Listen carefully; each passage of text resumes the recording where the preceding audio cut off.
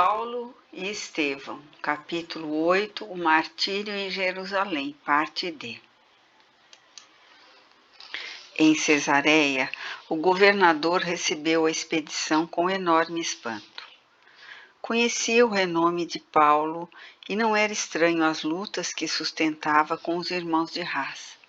Mas aquela caravana de 400 homens armados para proteger um preso era de causar admiração.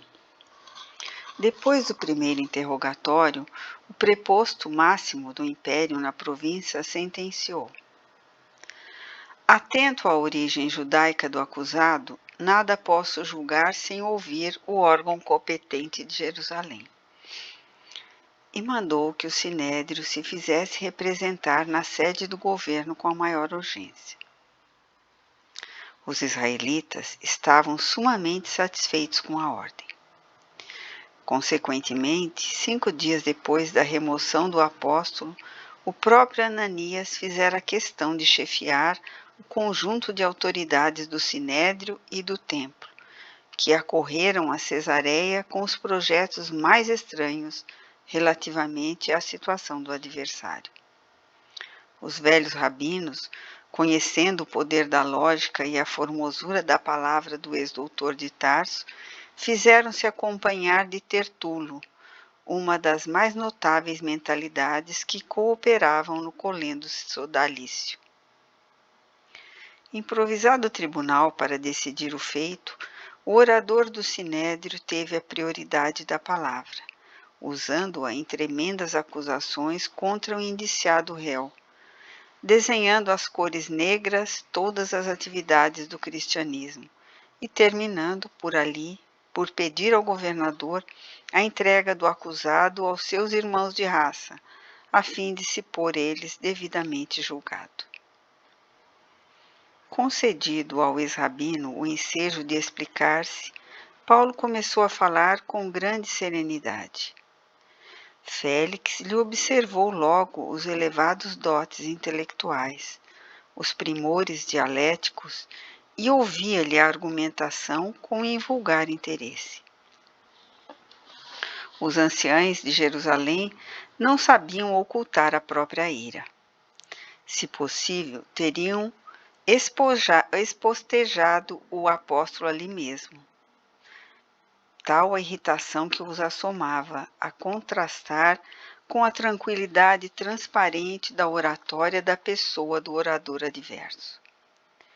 O governador teve grande embaraço para pronunciar o veredicto.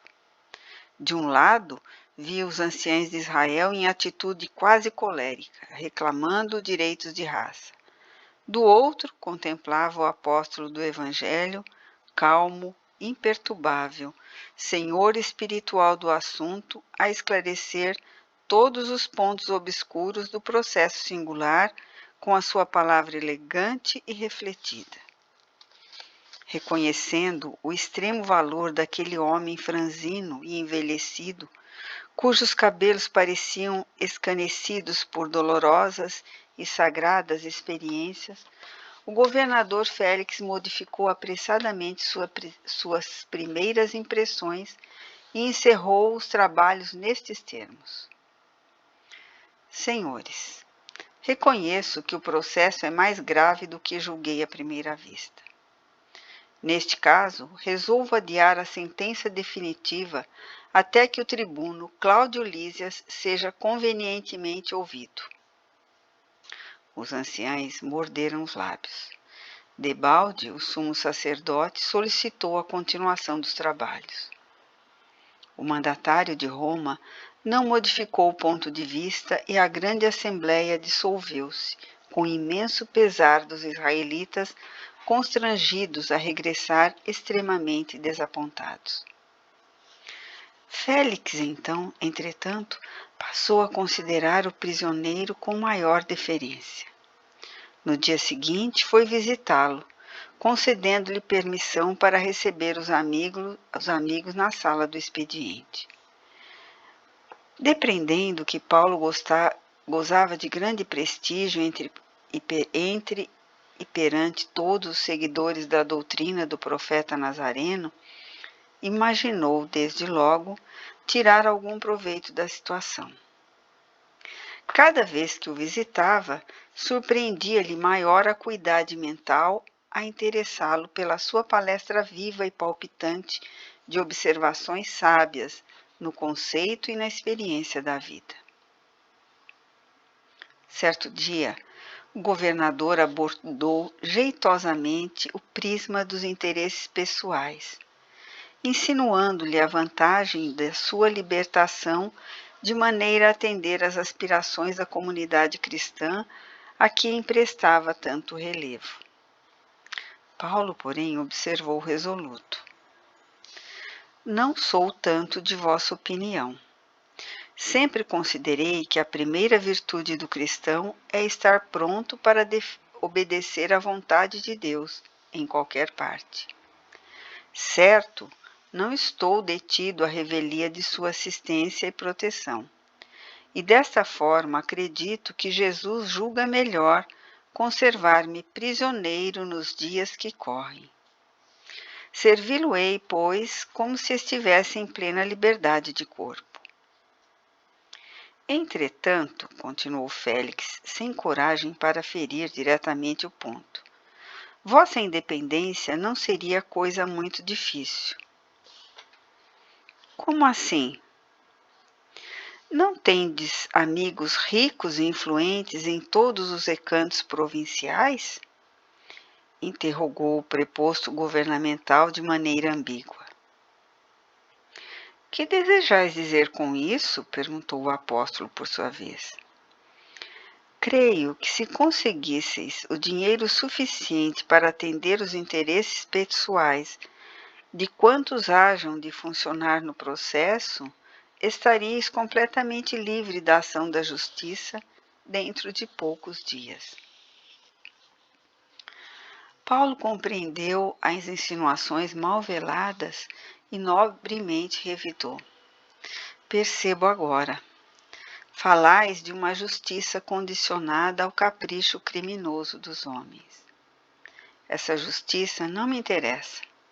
Ser-me-á preferível conhecer a morte no cárcere a servir de obstáculo à redenção espiritual do mais humilde dos funcionários de Cesareia.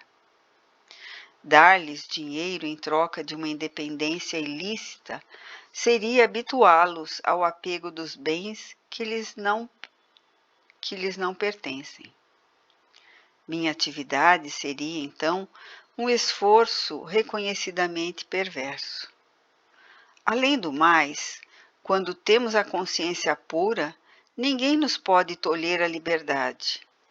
E eu me sinto aqui tão livre como lá fora na praça pública.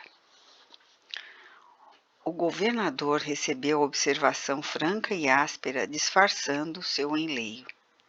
A lição humilhava-o duramente. Desde então, desinteressou-se da causa.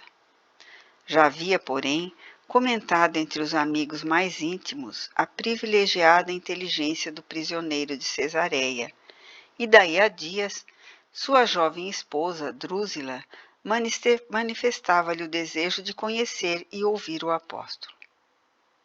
A seu mau grado, não podendo esquivar-se, acabou por levá-la à presença do ex-rabino.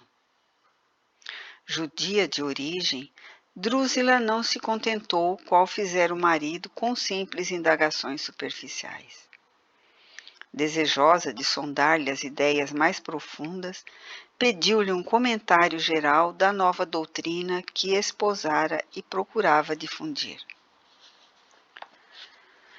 Perante destacadas figuras da corte provincial, o valoroso apóstolo dos gentios fez brilhante panegírico do Evangelho, ressaltando a inovidável exemplificação do Cristo e os deveres do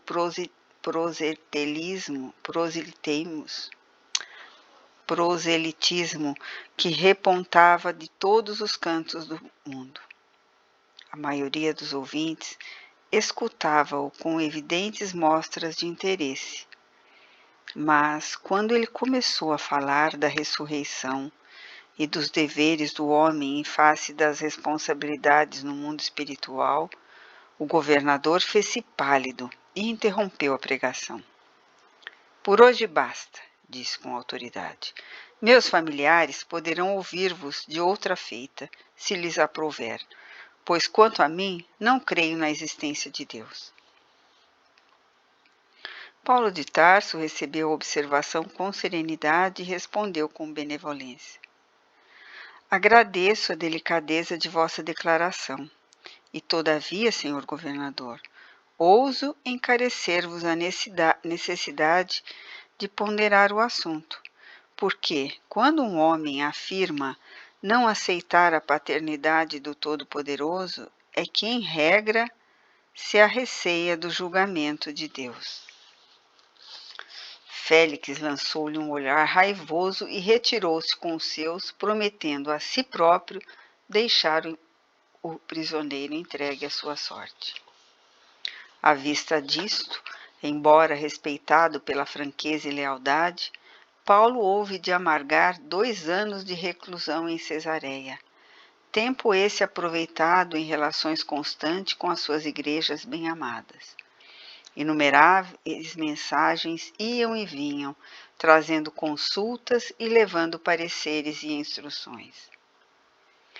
A esse tempo, o ex-doutor de Jerusalém chamou a atenção de Lucas para o velho projeto de escrever uma biografia de Jesus, valendo-se das informações de Maria. Lamentou não poder ir a Éfeso, incumbindo-o desse trabalho, que reputava de capital importância para os adeptos do cristianismo.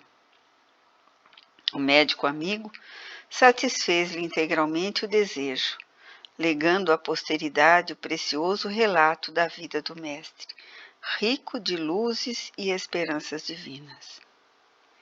Terminadas as anotações evangélicas, o espírito dinâmico do apóstolo da gentilidade encareceu a necessidade de um trabalho que fixasse as atividades apostólicas logo após a partida do Cristo, para que o mundo conhecesse as gloriosas revelações do Pentecostes.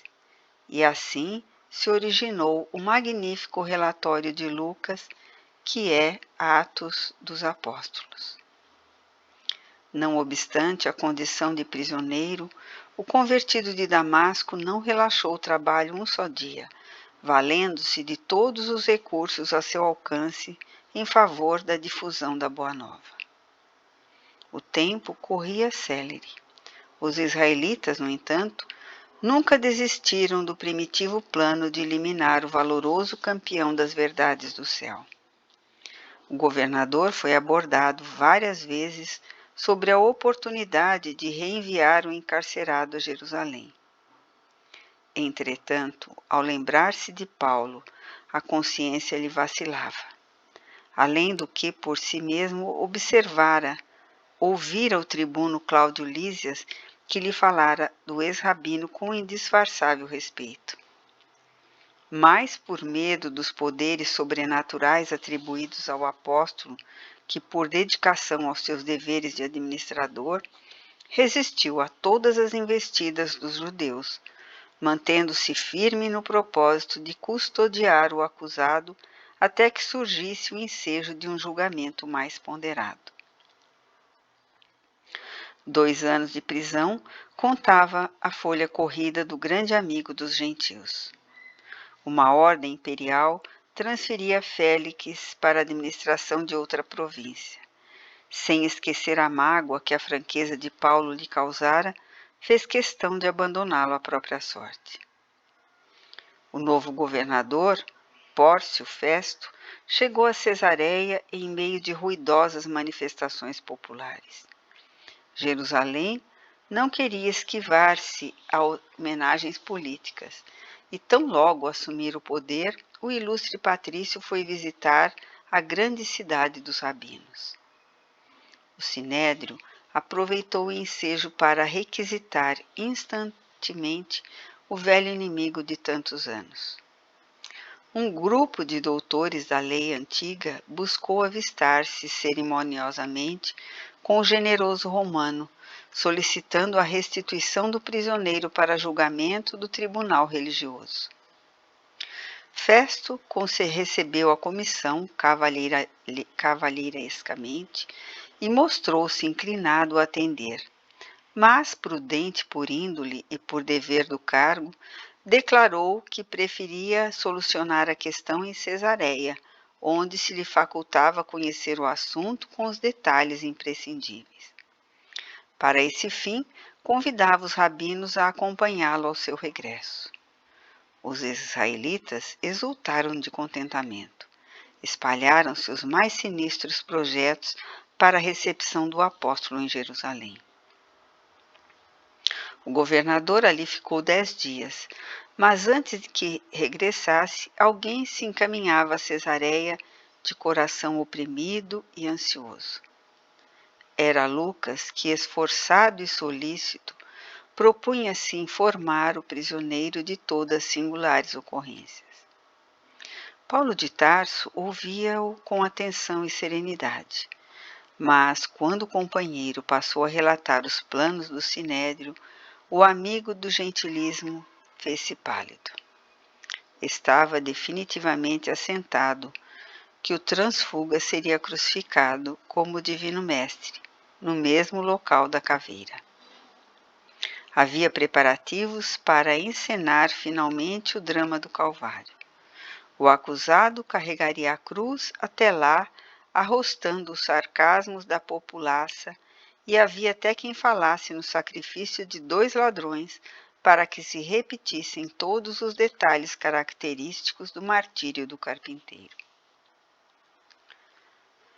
Poucas vezes o apóstolo manifestara tamanha impressão de espanto. Por fim, acrimonioso e enérgico, exclamou: Tenho experimentado açoites, apedrejamentos e insultos por toda parte, mas de todas as perseguições e provações, esta é a mais absurda.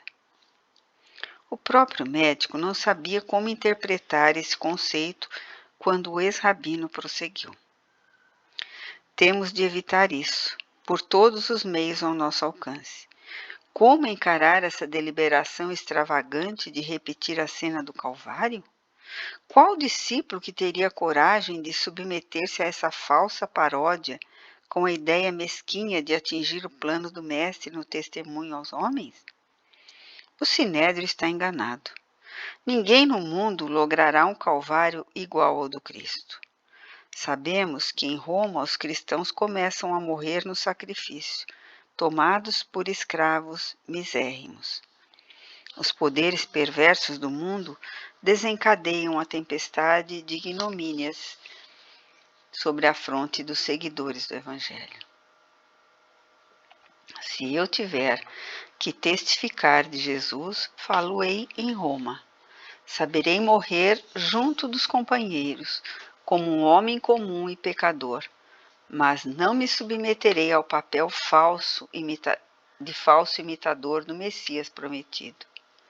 Destarte, já que o processo vai ser novamente debatido pelo governador, apelarei para César. O médico fez um gesto de assombro. Como a maioria dos cristãos eminentes de todas as épocas, Lucas não conseguia compreender aquele gesto, interpretado à primeira vista como negativa do testemunho. Entretanto, objetou com certa hesitação, Jesus não recorreu para as autoridades no sacrifício da cruz, e eu receio que os discípulos não saibam interpretar tua atitude como convém. Discordo de ti, respondeu Paulo resoluto.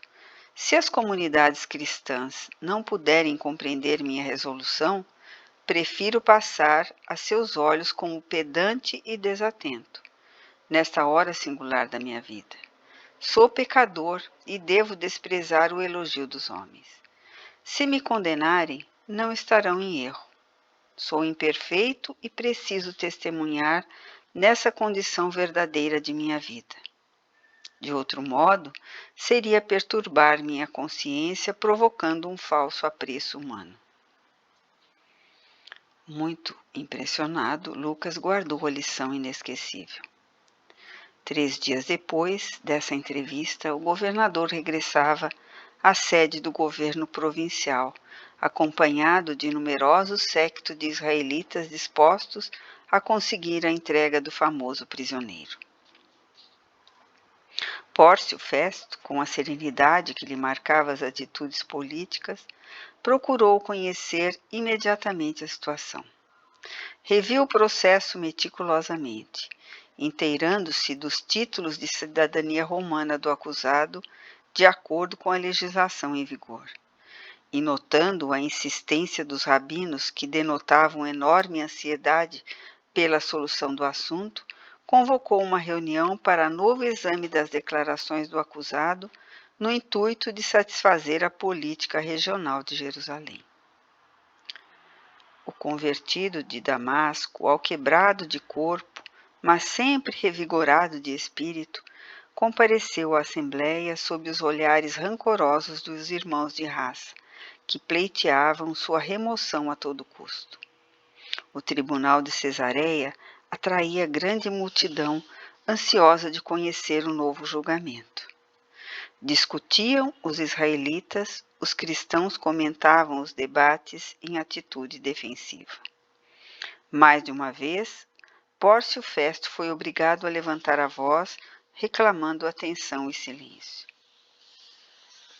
Abertos os trabalhos da Assembleia Singular, o governador interrogou o acusado com energia cheia de nobreza.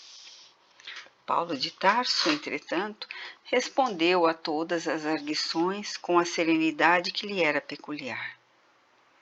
Não obstante a manifesta animosidade dos judeus, declarou que em nada os havia ofendido e não se recordava de qualquer ato de sua vida no qual houvesse atacado o templo de Jerusalém ou as leis de César. Festo percebeu que tratava com um espírito culto e eminente, e que não seria tão fácil entregá-lo ao sinédrio, conforme julgara a princípio. Alguns rabinos haviam insistido para que ordenasse a remoção para Jerusalém, pura e simplesmente, à revelia de quaisquer preceitos legais. O governador não hesitaria nesse particular, fazendo valer sua influência política, mas não quis praticar um ato arbitrário antes de conhecer as qualidades morais do homem, focalizado pelas intrigas judaicas. No íntimo, considerava que se tratava de uma personagem vulgar, poderia entregá-lo sem receio à autoridade tirânica do sinédrio, que por certo o liquidaria. Mas outro tanto não aconteceria caso verificasse nobreza e inteligência no prisioneiro, porquanto, com o seu acurado senso político, não desejava adquirir um inimigo capaz de prejudicá-lo a qualquer tempo.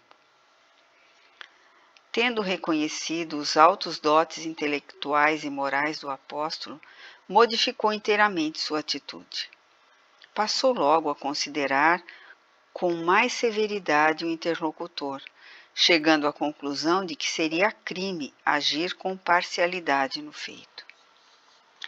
Além da cultura que o acusado exibia, tratava-se de um cidadão romano por títulos legitimamente adquiridos.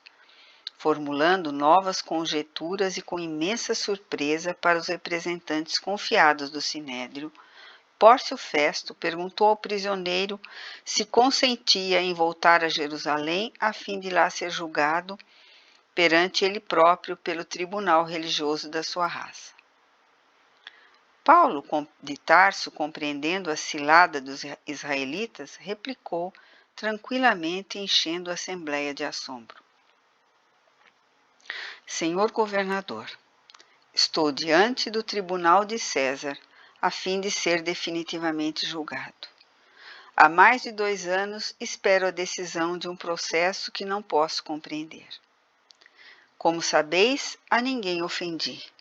Minha prisão derivou tão só das intrigas religiosas de Jerusalém. Desafio neste particular o conceito dos mais exigentes. Se pratiquei algum ato indigno, peço eu mesmo a sentença de morte. Convocado a novo julgamento, acreditei tivesseis a coragem necessária para romper com as aspirações inferiores do Sinédrio, fazendo justiça à vossa longa unanimidade de administrador consciencioso e reto. Continuo confiando na vossa autoridade, na vossa imparcialidade, isenta de favor, que ninguém poderá exigir dos vossos encargos honrosos e delicados. Examinai detidamente as acusações que me retêm no cárcere de Cesareia. Verificareis que nenhum poder provincial poderá entregar-me à tirania de Jerusalém, reconhecendo essa valiosa circunstância e invocando meus títulos, embora creia sinceramente em vossas deliberações sábias e justas, apelo desde já para César.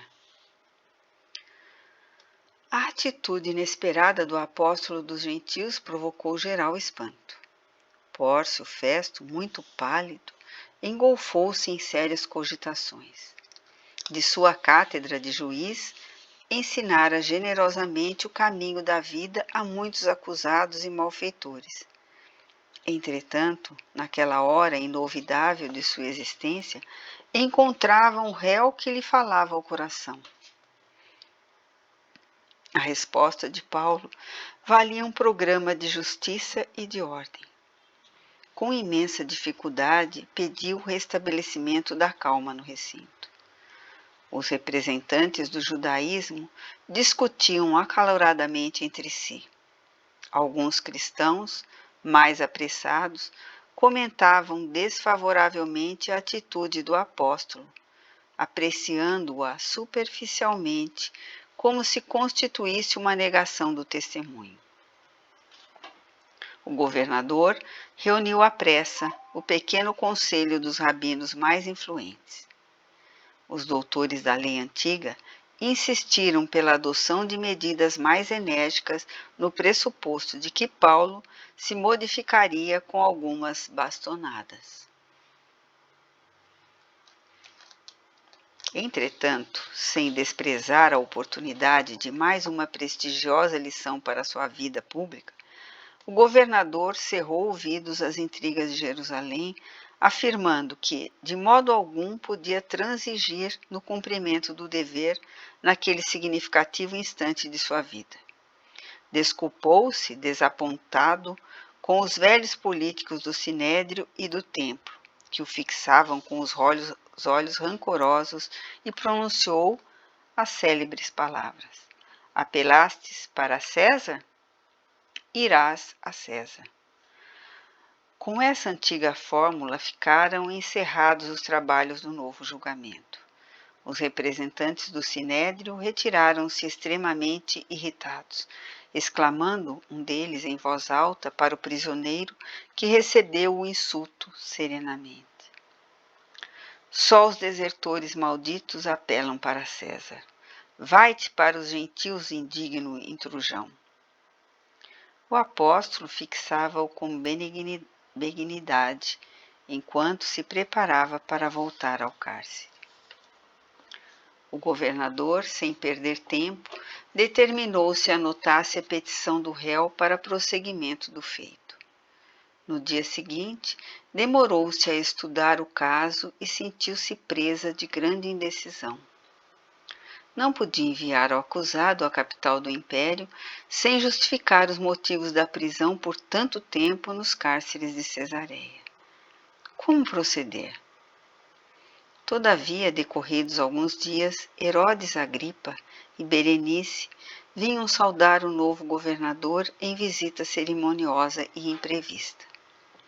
O preposto imperial não pôde dissimular as preocupações que o absorviam, e depois das solenidades protocolares devidas a hóspedes tão ilustres, contou a Agripa a história de Paulo de Tarso, cuja personalidade empolgava os mais indiferentes.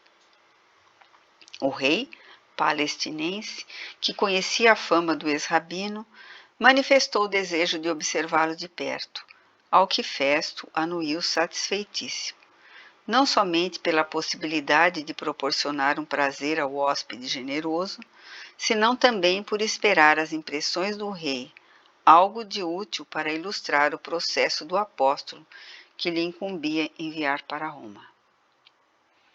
Pórcio deu a este ato um caráter festivo. Convidou as personalidades mais eminentes de Cesareia, reunindo luzida assembleia em torno do rei no melhor e mais vasto auditório da corte provincial. Primeiramente houve bailados e música. Em seguida, o convertido de Damasco, devidamente escoltado, foi apresentado pelo próprio governador em termos discretos, mas cordiais e sinceros.